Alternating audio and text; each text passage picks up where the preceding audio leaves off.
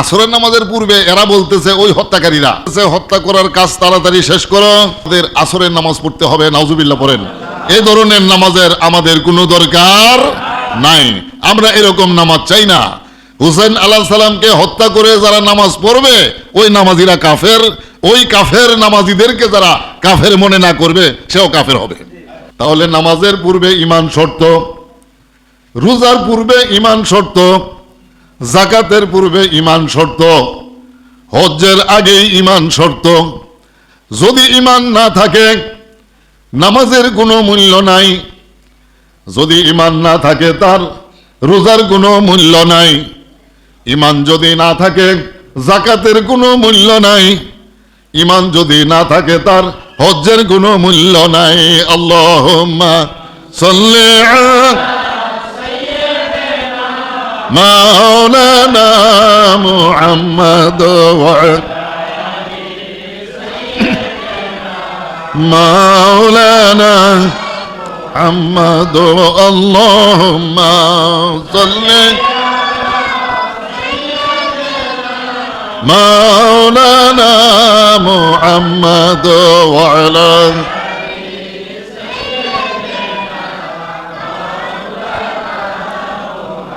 তাই আল্লাহ সুবহানাহু ওয়া তাআলা ইরশাদ করেন কাদ আফলাহা মান তাযাক্কা।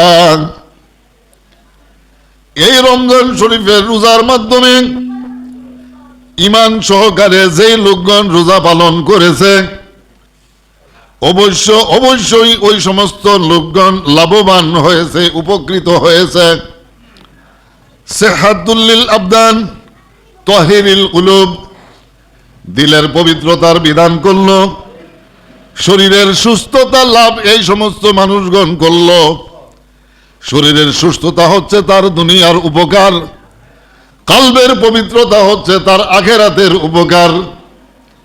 তাই আল্লাহ সুবহানাহু ওয়া তাআলা ইরশাদ করেন এই লোকগণ লাভবান হলো, উপকৃত হলো। উপকার যখন তোমরা পেয়ে গেলে, একজন লোক আমার উপকার করলো, আমরা কি তার কৃতজ্ঞতা প্রকাশ করব না? আমরা কি তাকে ধন্যবাদ দিব না? আমরা তার শুকরিয়া আদায় করতে হবে কি হবে না?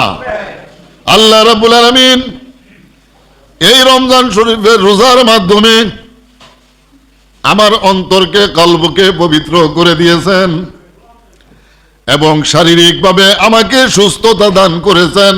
এই রমজান শরীফের রোজার মাধ্যমে হাজার হাজার লক্ষ লক্ষ টাকা ব্যয় করে চিকিৎসা করার পর যে সুস্থতা আপনার মধ্যে আসবে না, এই শুধুমাত্র একটি মাসের